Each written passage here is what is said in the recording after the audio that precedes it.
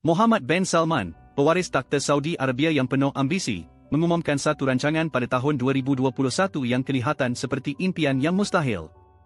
Kerajaan Saudi merancang untuk membina sebuah bandar vertikal linear di padang pasir yang akan memanjang sehingga 170 km, mempunyai lebar 200 meter dan ketinggian 500 meter. Jika angka ini sukar difahami, ia kira-kira sama dengan 1,300 menara kembar Petronas di Kuala Lumpur, semuanya tersusun dalam satu garisan dan bersambung, menyerupai benteng moden yang melintasi dari pantai Laut Merah. Bandar ini dikatakan akan tiada jalan raya, tiada kereta, dan akan menggunakan tenaga bersih sepenuhnya. Ia juga akan mempunyai sebuah landasan kereta api laju yang boleh mencapai kelajuan 500 km sejam, dengan jangkaan akhir untuk menampung sehingga 9 juta penduduk. Bagaimana rancangan yang gila ini timbul? Adakah ia mungkin untuk dibina? Atau ia hanya wacana semata-mata oleh Saudi Arabia untuk menarik perhatian global? Salam semua, ini adalah saluran pemindaan dan pengetahuan, dengan tujuan untuk membawa anda melihat keajaiban dunia. Semuanya adalah sejarah pembangunan. Sebenarnya, sama ada bandar vertikal atau bandar linear, kedua-duanya bukanlah konsep yang baru. Sejak akhir abad ke-19, jurutera dari Sepanyol telah mengemukakan konsep bandar linear yang mengesyorkan bahawa bandar harus berkembang mengikut paksi pengangkutan.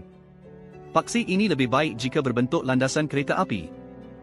Bandar akan berkembang dari kedua-dua belah landasan kereta api dengan kawasan perumahan selebar kira-kira 500 meter, yang berterusan tanpa had, membolehkan penduduk menikmati pembangunan bandar sambil menikmati alam sekitar yang terdekat.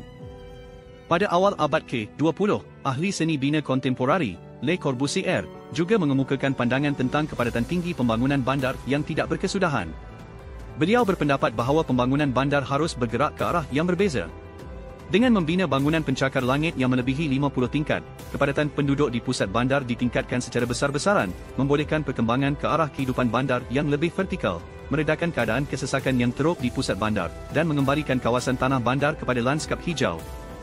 Walaupun bandar vertikal dan bandar linear bukanlah konsep baru, keupayaan untuk menggabungkan kedua-dua konsep ini secara ekstrem dan mempunyai hasrat untuk melaksanakannya sebagai dasar kerajaan Saudi Arabia hampir boleh dikatakan sebagai yang pertama dalam sejarah. Visi 2030 Saudi Arabia. Rancangan bandar linear yang gila ini sebenarnya hanya sebahagian kecil daripada rancangan yang dikenali sebagai Visi 2030 Saudi Arabia. Pada mulanya, pewaris takhta Salman mengumumkan Visi 2030 Kerajaan Saudi pada tahun 2016. Dalam aspek ekonomi, beliau merancang untuk membangunkan industri pelancongan, industri teknologi, dan industri lain melalui pelbagai pelaburan. Tujuannya adalah untuk mengurangkan ketergantungan yang tinggi terhadap industri minyak Saudi. Dalam Visi 2030, terdapat rangkaian pelan pembangunan bandar baru yang dikenali sebagai NEOM, yang bermaksud Bandar Masa Depan Baru. Rancangan ini dijangka akan mencipta kawasan bandar baru yang luas seluas kira-kira 26,000 km persegi di bahagian barat Laut Saudi Arabia, bersempadan dengan pantai Laut Merah berhampiran sempadan Mesir dan Jordan. Rancangan NEOM pada masa ini merangkumi 3 projek utama. Pertama, terdapat bandar pelabuhan industri automatik berbentuk segi 8 yang terapung di permukaan laut yang dikenali sebagai Osagon. Kedua, terdapat destinasi percutian gabungan yang terletak di ketinggian 2,000 meter di kawasan pergunungan, yang akan menjadi destinasi ski utama pertama di Saudi Arabia yang dibuka sepanjang tahun, dikenali sebagai Trojena. Yang terakhir adalah topik yang kita sedang membincangkan hari ini, iaitu bandar linear dan vertikal sepanjang 170 km yang membentang dari pantai Laut Merah ke dalam negara, dikenali sebagai The Line. Rancangan gila The Line. Rancangan pembinaan The Line telah diperkenalkan secara awal pada tahun 2021. Rancangan ini melibatkan pembinaan 2 bangunan tinggi sejajar yang memanjang sejauh 170 km, dengan ketinggian 500 meter, seperti 2 tembok bandar yang terus berada di tepi pantai Laut Merah, merentasi padang pasir dan pergunungan di dalam wilayah Saudi Arabia. Di dalam bangunan tersebut, akan terdapat kediaman, sekolah, pejabat, hospital, dan semua kemudahan yang diperlukan untuk kehidupan manusia. Rancangan ini dijangka dapat menampung sehingga 9 juta penduduk.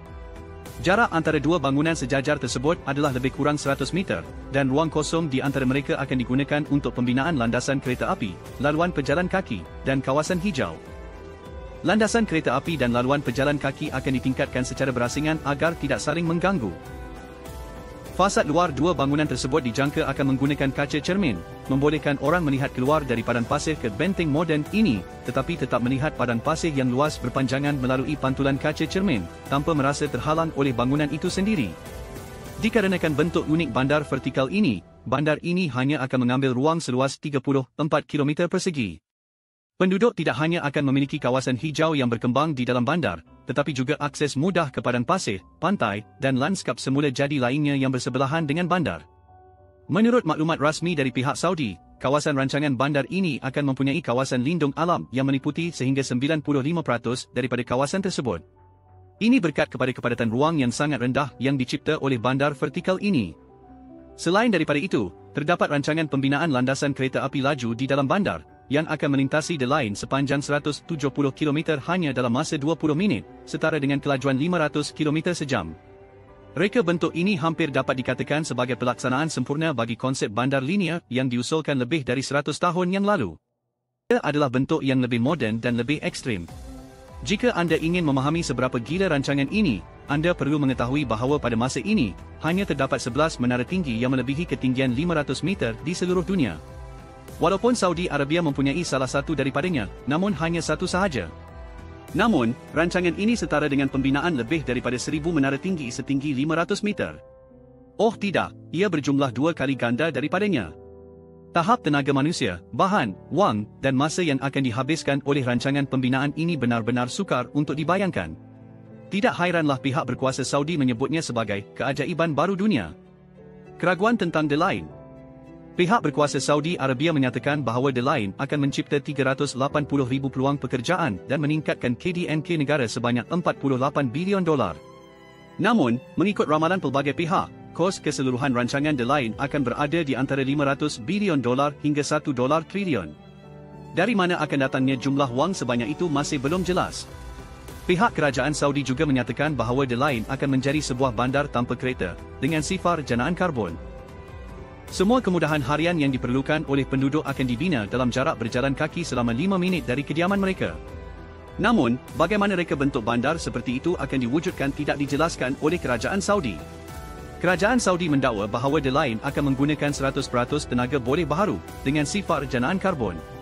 Namun, mereka tidak membincangkan tentang penggunaan tenaga yang akan dibelanjakan semasa pembinaan sebuah projek dengan skala sebesar ini. Philip Oldfield, pengarah Fakulti Seni Bina dan Alam Sekitar University New South Wales di Australia, berpendapat bahawa pembinaan The Line akan memerlukan penggunaan besi, kaca, dan konkrit dalam jumlah yang sangat besar. Diperkirakan akan menghasilkan sehingga 1.8 bilion tan jenaan karbon, melebihi jumlah jenaan karbon seluruh United Kingdom selama 4 tahun. Selain itu, kawasan di mana NEOM atau The Line dirancang untuk dibina sebenarnya tidak kosong. Sebelum rancangan besar ini diumumkan, terdapat suku kaum dan penduduk asli yang telah menetap di kawasan tersebut selama beratus-ratus tahun. Untuk membina bandar masa depan NEOM, sekurang-kurangnya 20,000 orang dijangka terpaksa dipindahkan dari kawasan tempat tinggal mereka sebelum ini. Rancangan pembangunan sebesar ini sudah tentu mencetuskan perlawanan. Dilaporkan bahawa setidaknya seorang penyokong perlawanan telah ditembak mati oleh pasukan keselamatan Saudi semasa berunjuk rasa. Masa depan The Line. Sejak Salman Raja Pemangku Raja Saudi Arabia memulakan pemerintahan dalam beberapa tahun kebelakangan ini, negara ini telah menunjukkan hasrat yang mengagumkan. Mereka berharap agar dunia melihat Saudi Arabia dengan cara yang berbeza, bukan lagi hanya sebagai negara kaya minyak, tetapi sebagai sebuah kuasa serantau yang penuh dengan peluang dan berkembang pesat. Rancangan The Line boleh dikatakan sebagai percubaan yang paling berhasrat dalam usaha mereka itu. Walaupun rancangan ini memang suatu yang sukar untuk difahami, gambar udara yang dikeluarkan pada separuh akhir tahun 2022 telah menunjukkan sebahagian kawasan di atas garis lurus yang dijangka untuk dibina dalam projek ini telah mula digali. Pada September 2022, juga ada laporan yang menyebutkan bahawa konsortium yang terdiri daripada kumpulan pembinaan China, kumpulan pembinaan Sepanyol, dan Saudi Arabia Sajco telah berjaya menang tawaran untuk projek pembinaan prapelancongan The Line, termasuk 2 terowong rel cepat berparalel, satu untuk pengangkutan penumpang dan satu lagi untuk pengangkutan kargo berat, dengan panjang kira-kira 16 km. Jumlah kontrak keseluruhan dianggarkan berjumlah kira-kira $2.5 bilion. Namun, kumpulan pembinaan China, setelah menerima pertanyaan dari media, menyatakan bahawa mereka hanya menandatangani memorandum persefahaman dengan pihak berkuasa dan jumlah kontrak keseluruhan tidak sebesar yang dilaporkan. Sehingga kini, rahsia dan butiran mengenai keseluruhan rancangan ini masih samar. Adakah tembok besar moden yang kelihatan mustahil ini benar-benar dapat direalisasikan? Atau adakah ia hanya akan menjadi keajaiban moden yang wujud dalam model 3D dan filem promosi? Malah jika ia benar-benar diwujudkan oleh syarikat-syarikat dari pelbagai negara, adakah penduduk akan sanggup tinggal di sebuah bandar yang sangat maju seperti itu? Sehingga kini, tiada siapa yang dapat memastikan. Mengambil kira skala yang besar dalam rancangan ini, semua keraguan dan soalan di atas mungkin hanya akan mendapat jawapan pada dekat yang akan datang. Terima kasih atas sokongan dan perhatian anda. Jika anda menyukai karya-karya saya, sila tekan suka, kongsikan dan langgan saluran saya. Ini akan memberi motivasi kepada saya untuk terus mencipta dan berkongsi lebih banyak kandungan.